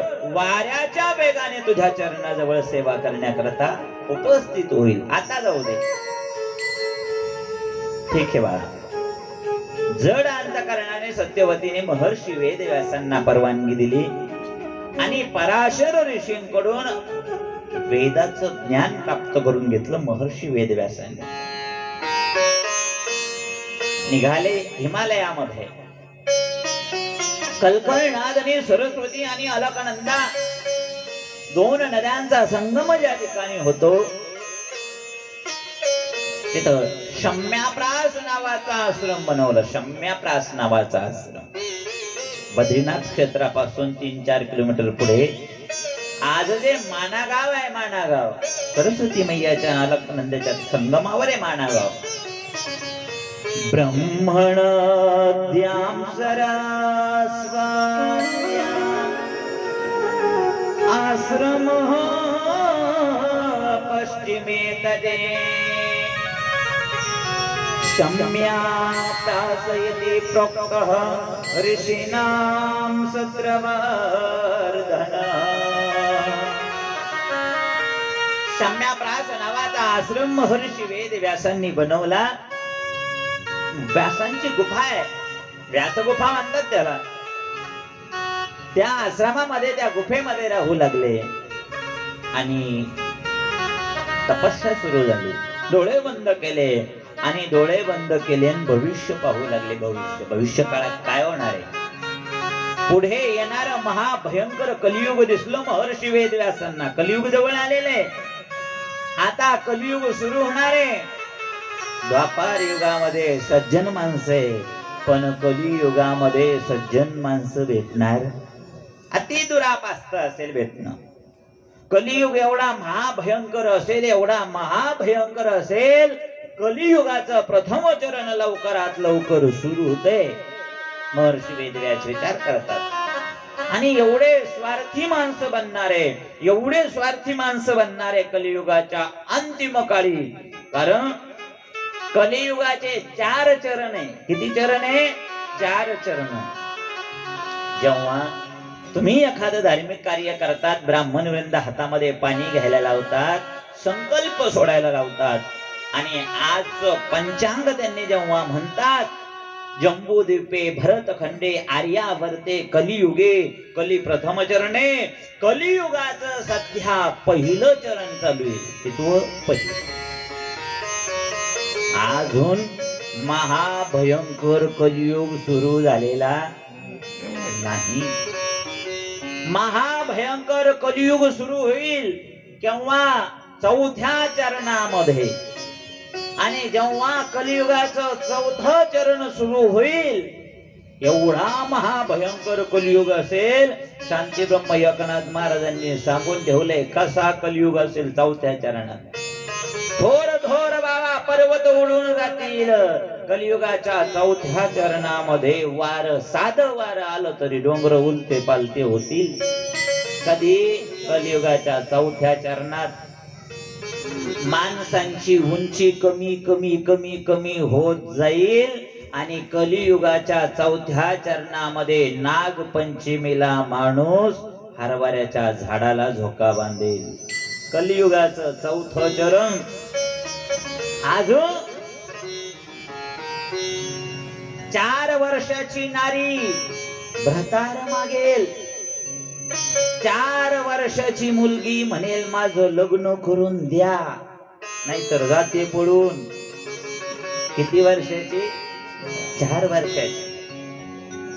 6 वर्षाची नारी गर्भीण होईल. 6 वर्षाच्या मुलीला मुलं होतील.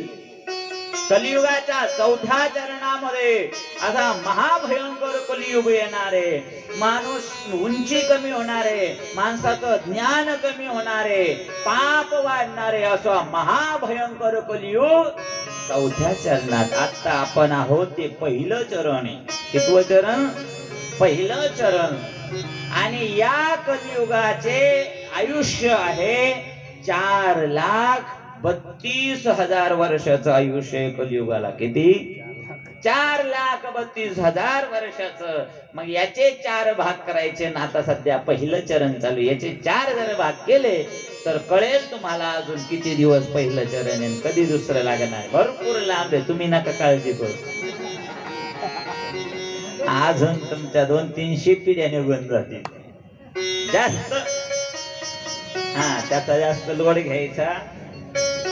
सध्या कलियुगाचं पहिलं चरण चालू आहे. महर्षी वेदव्यासांनी पाहिलं एवढा महाभयंकर कलियुग सुरू होणार आहे. एवढा स्वार्थी माणूस राहणार आहे. कधी परोपकार करणार नाही, दान धर्म करणार नाही, कथा कीर्तन ऐकणार नाही, साधू संतांची सेवा करणार नाही, देव धर्म करणार नाही, तीर्थयात्रा करणार नाही, देवदेव करणार नाही. सप्ते बंद पडून जातील. असा महाभयंकर कलियुग सुरू होणार आहे. आई रे बेईमान दुनिया, आई रे बेईमान दुनिया, आई रे बेईमान दुनिया, आई रे बेईमान दुनिया,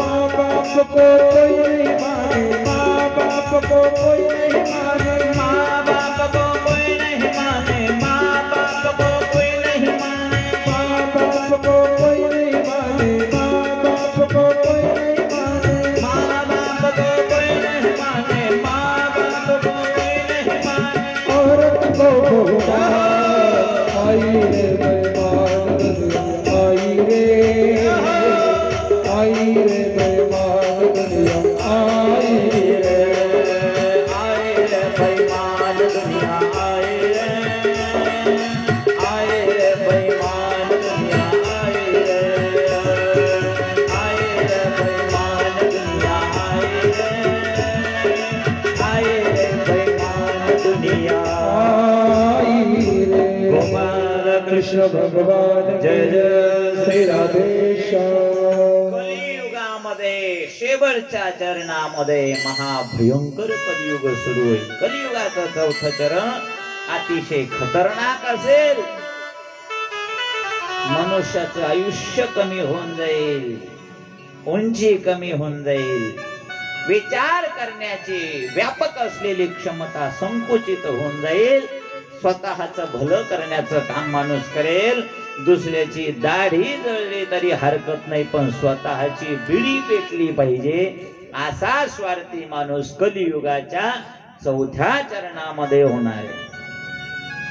महर्षी वेदव्यासांनी कलियुगाची अवस्था पाहिली आणि येणाऱ्या कलियुगातल्या समाजाकरता काहीतरी ग्रंथ निर्माण करावे या उदात्त हेतूने महर्षी वेदव्यासांनी एकच वेद होता त्याचे 4 वेद तयार केले. ऋग्वेद, यजुर्वेद, अथर्ववेद, सामवेद, 17 पुराण निर्माण केले, 18 उपपुराण निर्माण केले. ब्रह्मसूत्रासारखा महामोठा ग्रंथ त्या ठिकाणी तयार केला. सांख्यशास्त्रावर मोठी टीका केली, योग भाष्यावर त्या ठिकाणी टीका केली. अतिशय मोठे मोठे ग्रंथ लिहिले. एवढंच नाही, महाभारत नावाचा ग्रंथ गणपती बाप्पाकडून लिहून घेतला. ज्या महाभारतामध्ये कुरुक्षेत्राच्या रणांगणावर भगवंतांनी अर्जुनाला जे मोठं ज्ञान सांगितलं, श्रीमद भगवत गीता त्याच्यामध्ये अनमोल रत्न आहे. त्या श्रीमद भगवत गीतेवर माऊलींनी ज्ञानेश्वरी लिहिली. अशी श्रीमद भगवत गीता मोठा अलंकार आहे महाभारताचा. असा त्या ठिकाणी महाभारत लिहून झालं. पण महर्षी वेदव्यासांना समाधान भेटलं. काहीतरी निर्माण करावं असं वाटतं, पण काय करावं कळत नाही. काहीतरी तयार करावं वाटतं, पण बुद्धी कुंठित झाल्यासारखं काहीच पुरत नाही. डोळे बंद केले आणि डोळे बंद केल्यानंतर महर्षी वेदव्यासी ध्यान करू लागले. आणि तेवढ्यामध्ये कानावर आवाज आला, नारायण नारायण. आवाज कानावर आल्याबरोबर महर्षी नारदांचं आगमन झालं वेदव्यासांकडे. आणि वेदव्यासांनी नारदांना पाहिल्याबरोबर आणि त्यांना प्रणिपात केला. आसनावर बसवलं. नारदजी, गुरुदेव, आज येण्याचं कारण काय? महर्षी नारदांनी त्या ठिकाणी विचारलं, आज तुमच्या डोळ्यामध्ये अश्रू येण्याचं कारण काय? दुःखी का तुम्ही? महर्षी वेदव्यासांनी सांगितलं, नारदजी बघा ना, एवढे ग्रंथ निर्माण केले, शास्त्र निर्माण केले, एवढी ग्रंथ संपदा तयार करून सुद्धा मन अतृप्त आहे. निर्माण करावं तर वाटतं, पण काय करावं काहीच कळत नाही. बुद्धी स्फुरत नाही, कुंठित झालेली आहे बुद्धी. नारदांनी सांगितलं, माझ्याकडे बघा ना, माझं बघा, माझी बुद्धी किती त्या ठिकाणी पवित्र आहे, शुद्ध आहे, निर्मळ आहे. माझ्या बुद्धीमध्ये त्या ठिकाणी कुठल्याच संशयाचं वातावरण नाही. माझं मन पवित्र आहे, बुद्धी शुद्ध आहे. तुम्हाला जर तुमचं मन स्थिर, शांत, समाधानी व्हावं असं वाटत असेल तर त्याच्याकरता एक उपाय करावा लागेल. काय? सदा नाम घोष करू हरी कथा. सदा नाम घोष करू हरी कथा.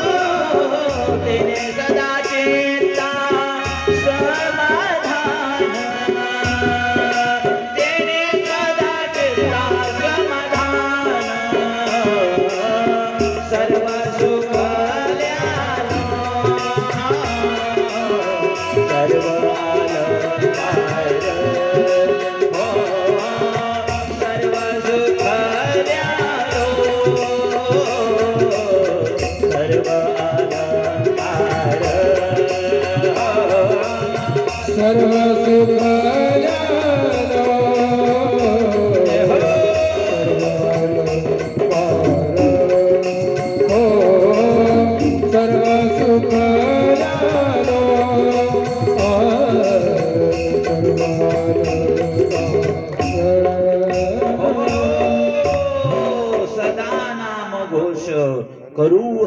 कथा आणि तिने सदा चित्ता समाधान.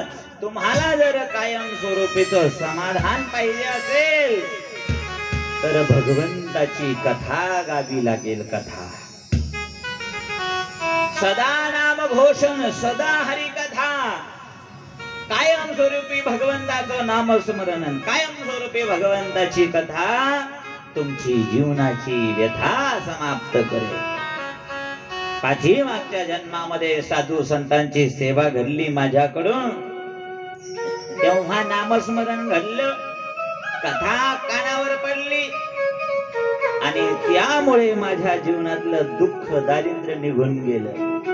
जीव आनंदाच्या साम्राज्यावर स्थापित झाला. मला नारद म्हणून जन्म मिळाला. कशामुळे? फक्त भगवंताचं नामस्मरण करून आणि भगवंताच्या कथा त्या ठिकाणी गाऊन मला नारद म्हणून जन्म मिळाला. महर्षी वेदव्यासांना ज्ञानाचा उपदेश दिला. नारदांनी चतुश्लोकी भागवताचं ज्ञान दिलं आणि सांगितलं या 4 श्लोकाच्या भागवतापासून 18,000 श्लोकांची भागवत संहिता तयार करा. नारदजी निघून गेले. महर्षी वेदव्यासांनी 4 श्लोकांचं भागवत, जे चतुश्लोकी भागवत आहे, अहमेवा समे वाग्रे नान्यद यद सत्परम पश्चात अहम यदेतच यो शिष्येत सोस्म्यहम. 4 श्लोकांचं भागवत, या 4 श्लोकांच्या भागवतापासून 18,000 भागवताची दिव्य संहिता तयार केली महर्षी वेदव्यासांनी. समाधी भाषा हा व्यासस्य, महर्षी वेदव्यासांची ही समाधी भाषा ठरली. पण ही तयार केलेली भागवत कथा कोणाला द्यावी? कोण आहे असा वैराग्यवान? कोण आहे असा त्यागी? कारण पहिल्या काळामध्ये संपूर्ण ज्ञान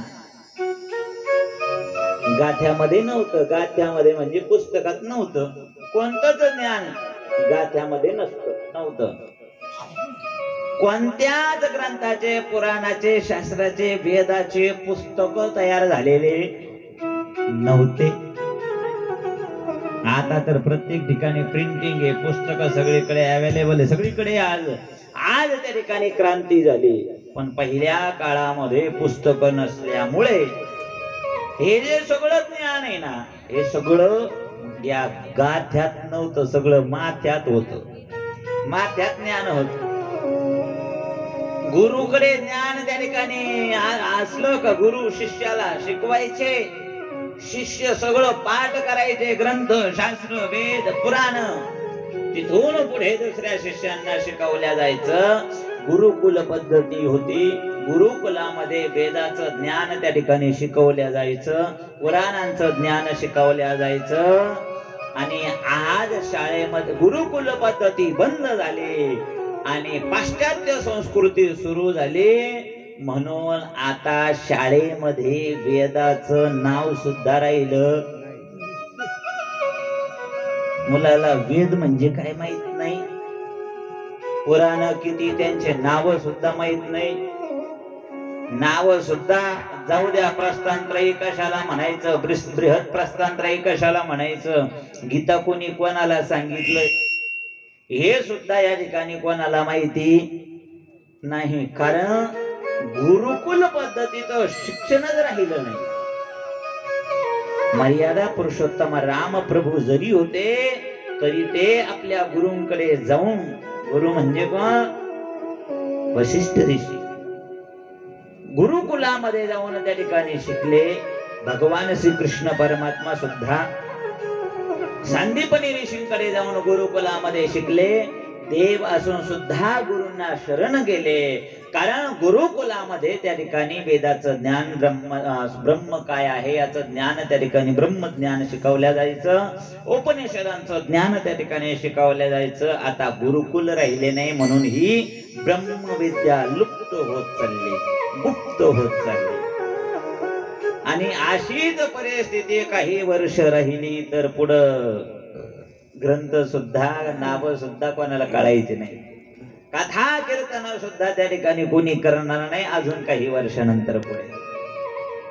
कारण जे पाहिजे ते तिकडं शिक्षणाला चालले. इंग्लिश स्कूल, नोकरी, डेव्हलपमेंट सगळे तिकडे, सगळे त्या ठिकाणी माणसं चालले. चला गुरुकुलामध्ये ज्ञान त्या ठिकाणी कंठस्थ करावं लागतं. महर्षी वेद व्यासांनी 18,000 श्लोकांची भागवत संहिता तयार केली.